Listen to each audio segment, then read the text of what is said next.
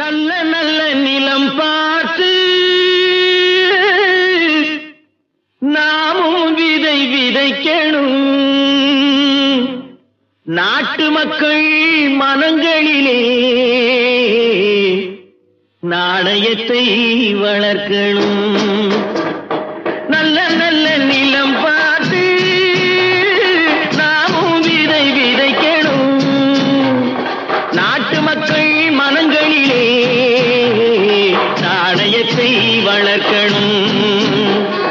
பள்ளி என்ற நிலங்களிலே கல்வி தன்னை விதைக்கணும்.